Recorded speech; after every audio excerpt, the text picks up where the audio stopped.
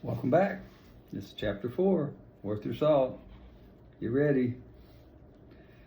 A couple of other regulars came in for coffee, and Furman gave them the same treatment he gave to Charlie and Buddy.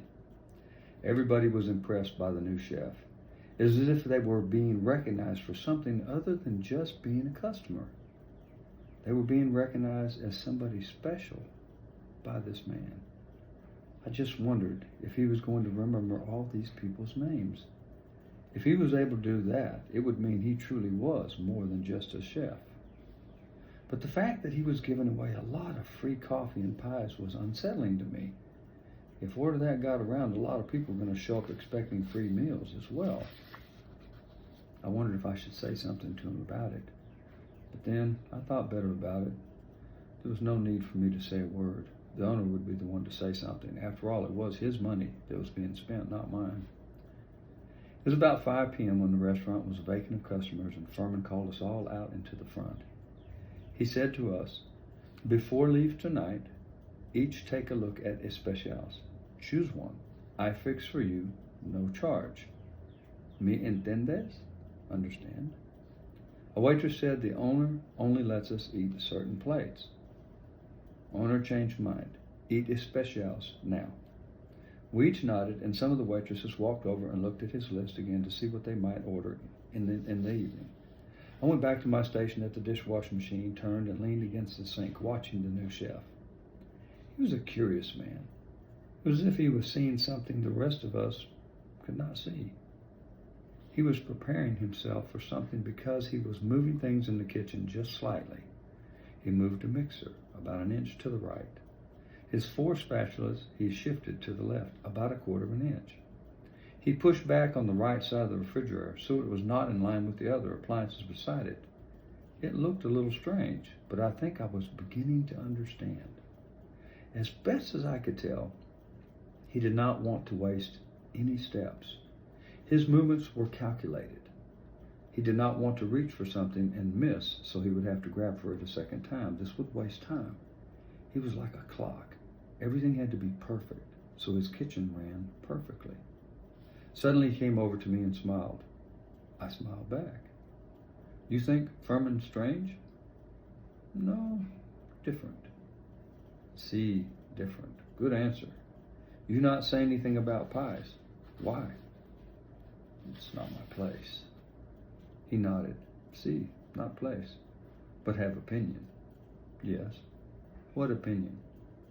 I just wondered what the owner will say about you giving away those pies. And the fact that you say it is okay for us to order anything we want from your specials menu. That is going to cost the owner a lot of money. No, not a lot of money. Before Furman, yes, but no after Furman. You see. Okay. He smiled and went back to his business. Just before 6 p.m., the bell chimed above the door, and some townspeople we had not seen in a long time came in and sat down. They were looking around and reading the specials menu glowing before them. The waitress had just taken their drink order and walked away when Furman came out from the kitchen and tapped over to the new patrons and introduced himself as he had done to Charlie and Buddy. In less than a minute, they were smiling happily, and Furman was bowing himself to them and introducing himself to the next booth.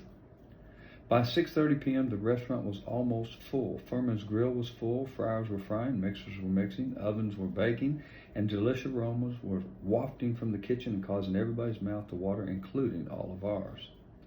But what was most amazing to me was what I got to witness that the waitresses didn't. I got to watch him work.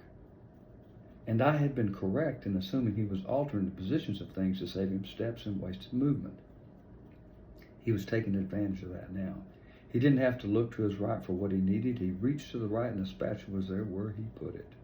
He reached behind him and a towel was hanging purposely there. No wasted movements. He was like a conductor, each move orchestrated. I also noticed that Furman had an extraordinary memory.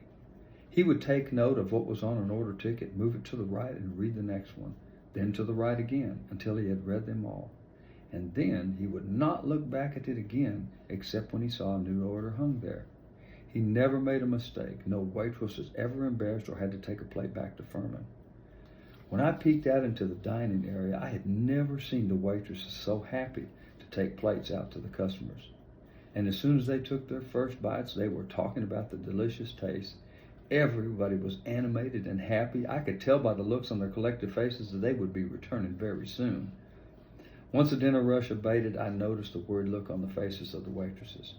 They were concerned about the cost of all the free meals Furman was giving away. He had accepted not $1 from any patron at all. On the other hand, the tips had been outrageous. Miss Fine had received her first $100 tip ever. Although nobody had even gotten close to that tip, there were dozens of $20 tips, which was more than what any of them had ever received before this night. Then the waitresses began ordering what they wanted from Furman's special menus, and shortly afterward, they were able to taste the foods they had been serving for the last 4 hours. It was gratifying to see them enjoying their meals and trying a bite of each other's food. "Juan," I suddenly heard beside me. "Yes," I said, seeing Furman standing beside me. He had been like a ninja, just appearing beside me. Somehow I had not heard his taps. "What fixed Juan for supper?" I had been thinking about what I wanted all night. He had placed a copy of his special menu in my area so I could see it. He didn't have to do that. I could have gone out and looked at the menus in the dining area like the waitress had all done. But for some reason, he had singled me out and let me know I was important too, even though I only washed dishes. "I want to eat every one of your specials," I told him. "Tonight?" he inquired. I laughed. "No, not all tonight, but I want to eat each one of your dishes each night until I've eaten them all." "Why?" "Because I know they're all wonderful. I know they're special, just like you, and I do not want to miss any of them." "Gracias," he said, and then, "Which tonight?" "Just go right down your list from top to bottom." He nodded, smiled a small smile, and then went back into his area in the kitchen. But I noticed something in his eye when I told him I believed all his meals were special just like him. My words had touched him, somehow. I had not seen this in his face or in his body, but only in his eyes. They had given him away. Furman was a sensitive man, a caring man, a loving man, and maybe too good a man for this fast-paced world we were living in. About 15 minutes later, Furman called and said my order was ready, so I turned to go back to my area when he stopped me. "Where go?" he asked me. "Back to my dishwasher," I said. "No. Go out and eat in dining area." But we were told, "No more. Go eat in dining area. You know less than customers. Just remove hat when you eat," he said, and turned me towards the dining area and gently pushed me in the right direction. When I got to a secluded booth in the corner, I removed a hat and looked out the meal he had fixed me. To be honest, I had never seen something like this before. Quite frankly, it looked like a mistake. I looked up at the menus again and saw the first thing on the menu was called a chili cheeseburger. But what I saw looked like a cheeseburger with chili and cheese poured on the top of the bun. To one side there was a good-looking salad, and on the other side was a good supply of French fries. Miss Fine walked up to me and whispered, "It tastes wonderful, John. Just eat it. I know it looks peculiar with the chili and cheese on top, but Furman knows what he is doing, okay?" "Okay," I said, and picked up my fork and cut into it. I have to say, it was extraordinary. It was the best chili cheeseburger I have ever eaten. Who would have thought that putting the chili and cheese on top would make such a huge difference in the taste of it? And that is when I learned something else about our new chef. He was not afraid to be different from everybody else. Curious to me, it somehow made him appear better.